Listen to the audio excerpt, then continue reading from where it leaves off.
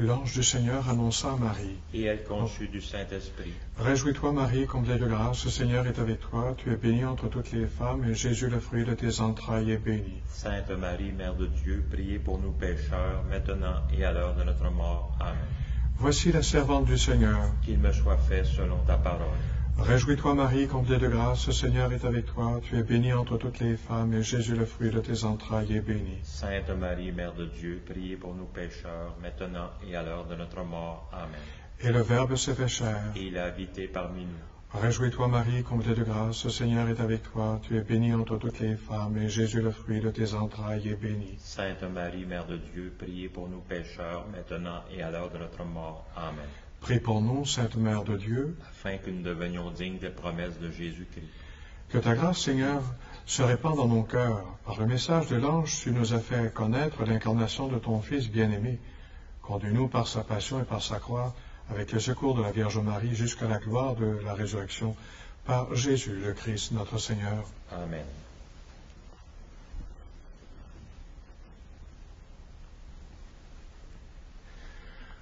Au nom du Père, du Fils et du Saint-Esprit. Amen. Je voudrais débuter par cette prière en ce premier jour de la neuvaine à Notre-Dame du Perpétuel Secours. Nous ferons ce genre de prière à chaque jour. Ô Marie, Mère de Jésus et notre Mère, Notre-Dame du Perpétuel Secours, je veux pendant 9 jours te regarder attentivement pour découvrir sur ton visage les principaux symboles, les enseignements, les signes mystérieux que le peintre inspiré a voulu mettre dans son œuvre, et non seulement ceux que je lirai dans ces pages, mais encore ceux que toi-même tu m'enseigneras sur ton Fils et sur notre Dieu qui est Père et Mère, plein d'amour. Aide-moi à suivre fidèlement ton Fils Jésus.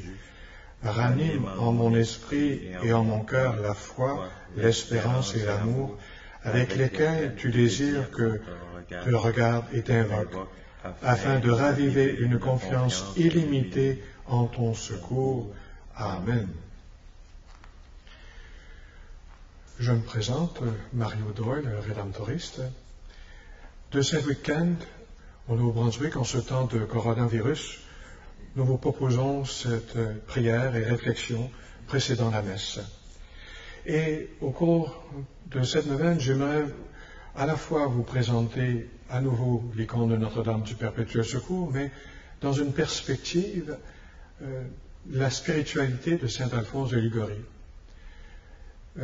La famille alphonsienne porte attention très grande au mystère de la nativité, ou si vous voulez l'incarnation, celui de la croix, la rédemption, celui de l'Eucharistie, Jésus qui se donne en nourriture, et la présence de Marie. Commençons ce soir d'abord par une courte réflexion au sujet de l'icône, qui est une sorte de fenêtre du royaume de Dieu.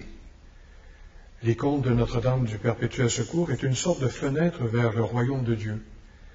L'Église d'Orient, qui a conservé l'héritage des icônes, nous les font découvrir comme des fenêtres sur l'invisible. Tels deux rails d'un chemin de fer, la tradition biblique et la tradition iconographique se complètent pour nous conduire à Dieu. Dans la prière, on lit une icône en scrutant les Saintes Écritures. De chaque côté de l'auréole qui entoure ton visage sont dessinées de grandes lettres en grec. Ce sont les initiales des mots « Mère de Dieu ».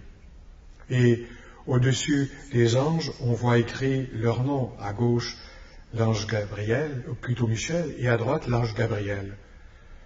Juste à droite de la tête de ton Fils, on aperçoit les lettres de son nom, Jésus-Christ. Il y a beaucoup de mères dont les fils ont été illustres et beaucoup de femmes qui ont exercé une influence dans les domaines du pouvoir, de l'art et de la science. Mais toi seul, Notre-Dame, qui est secours perpétuel, intercession sans fin, prière efficace pour obtenir ce que nous demandons. Parce que Dieu, de génération en génération, continue de révéler en toi sa miséricorde pour tout est fidèle. C'est pour cela que tous te proclament bienheureuse. Sainte Marie, bénie entre toutes les femmes, disons-nous à chaque Ave, prie pour nous maintenant et à l'heure de notre mort. Et j'aimerais ce soir attirer votre attention sur ce premier mystère que l'on trouve dans l'icône. Il est supposé, parce qu'on voit une femme tenant un enfant qui est loin d'être un bébé, qui a plutôt l'âge de 12 ans, un enfant dans ses bras. On se doute que c'est une mère avec son enfant. Eh bien, nous le savons, c'est Jésus. S'il se trouve dans les bras de Marie, c'est parce que d'abord, il a dit oui au plan du Père. Dans l'Épître aux Hébreux, au chapitre 1, des versets 1 à 4, il nous est rappelé, à bien des reprises et de bien des manières, Dieu, dans le passé, a parlé à nos pères par les prophètes. Mais à la fin, en ces jours où nous sommes, et c'est en même temps très actuel avec la pandémie, il nous a parlé par son Fils, qu'il a établi héritier de toutes choses, et par qui il a créé les mondes. Rayonnement de la gloire de Dieu, expression parfaite de son être, le Fils, qui porte l'univers par sa parole puissante, après avoir accompli la purification des péchés, s'est assis à la droite de la majesté divine dans les hauteurs des cieux. Et il est devenu bien supérieur aux anges, dans la mesure même où il a reçu en héritage un nom si différent du leur.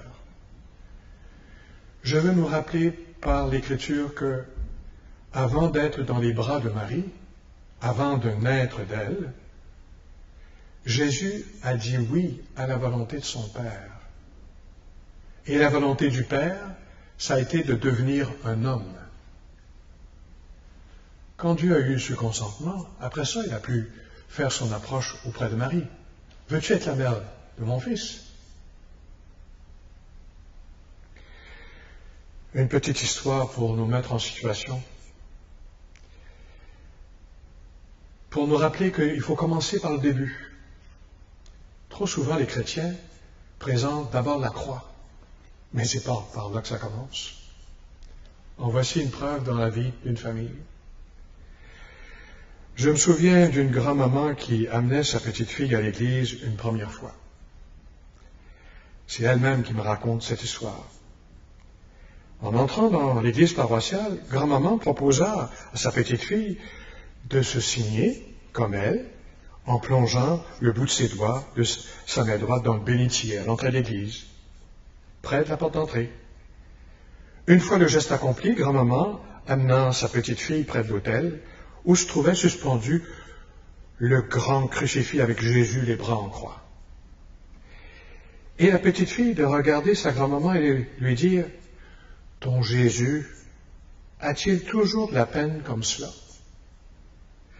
La grand-maman réalisa qu'elle n'avait pas commencé par le début de l'histoire.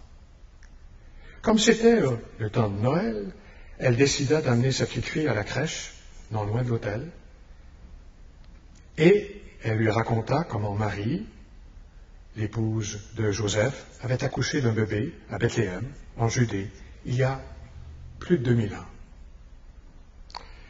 C'était Bethléem, le village d'où venait Joseph.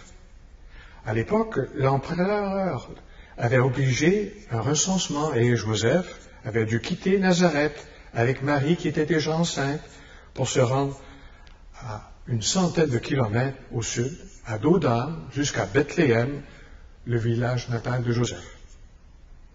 Et quand ils sont arrivés à destination, il y avait tellement de monde, à cause justement de ce recensement, qu'il n'y avait plus de place pour résider. Comme la grossesse de Marie arrivait à terme, Joseph a dû trouver une place pour que Marie accouche. C'est ainsi que le petit Jésus est né dans une grotte. Dans la région, c'était l'habitude, les bergers protégeaient leurs troupeaux des bêtes sauvages et de la mauvaise température dans les grottes autour de Bethléem. Il n'est pas étonnant qu'à la naissance de Jésus, on retrouve des bergers et leurs moutons auprès de Marie et de Joseph. Ce qui est étonnant, c'est qu'ils disent qu'ils ont été prévenus par un ange qui leur a dit, et là on va dans l'évangile de Luc au chapitre 2, les versets 10 à 20, « Ne craignez pas, car voici que je vous annonce une bonne nouvelle, qui sera une grande joie pour tout le peuple. Aujourd'hui, dans la ville de David, vous avez un sauveur qui est le Christ, le Seigneur. Et voici le signe qui vous est donné. Vous trouverez un nouveau-né emmailloté couché dans une mangeoire. » Et soudain, il y eut avec l'ange une troupe céleste innombrable qui louait Dieu en chantant. On connaît l'air, hein? Gloire à Dieu au plus haut des cieux, paix sur la terre aux hommes qui l'aiment. C'est le début de l'histoire sainte. Ça commence de manière très positive, par la volonté de Jésus de devenir un homme, à la demande de son Père, par le fait qu'il habite au milieu de nous. Le Fils de Dieu le Père habite sur notre terre. À la demande du Père, le Fils accepte de venir sur cette terre qui est la nôtre. La même terre que vous foulez de vos pieds. Ce n'est pas une autre planète, c'est la nôtre. Marie, la mère de Jésus, a contribué à sa manière par son oui. Et le Saint-Esprit a réalisé le mystère de l'incarnation. Jésus a été conçu. 9 mois plus tard, le petit Jésus arrive à terme. C'est à Bethléem. En naissant de Marie, le Fils de Dieu devient un être humain. Et c'est important de nous rappeler cela. D'ailleurs, dans des moments de crise de l'Église, la figure de Marie rappellera que Jésus est bien un homme, un être humain en chair et en eau. Il a pris la condition humaine.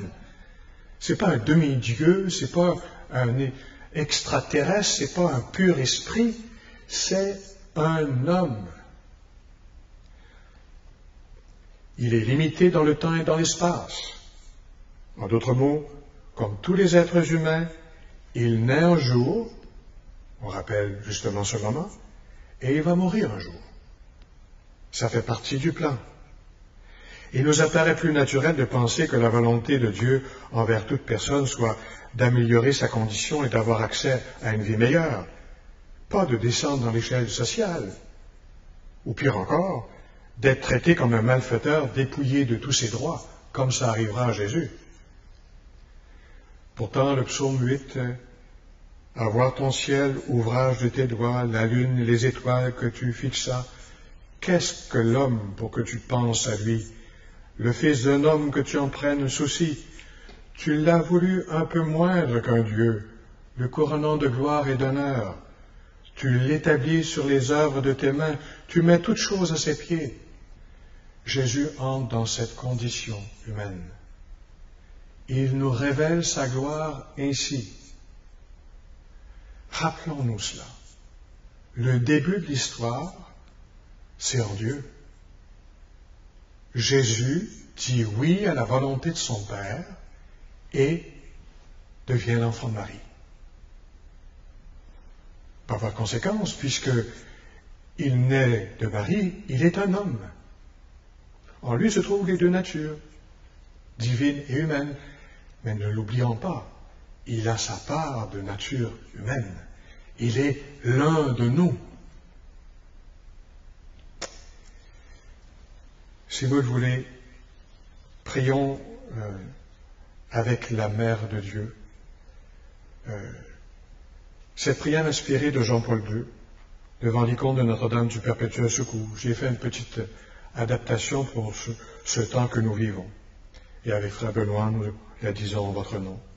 En ayant à l'esprit peut-être l'intention que vous voulez porter, les intentions que vous voulez présenter à Notre-Dame du Perpétuel Secours.